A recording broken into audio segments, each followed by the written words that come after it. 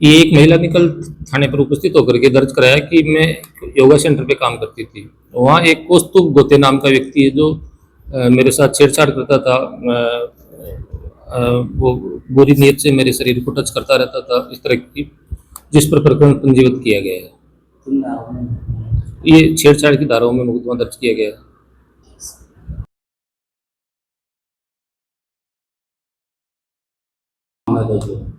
ये एक महिला ने कल थाने पर उपस्थित होकर के दर्ज कराया कि मैं योगा सेंटर पे काम करती थी। वहाँ एक कौस्तुभ गोते नाम का व्यक्ति है जो मेरे साथ छेड़छाड़ करता था।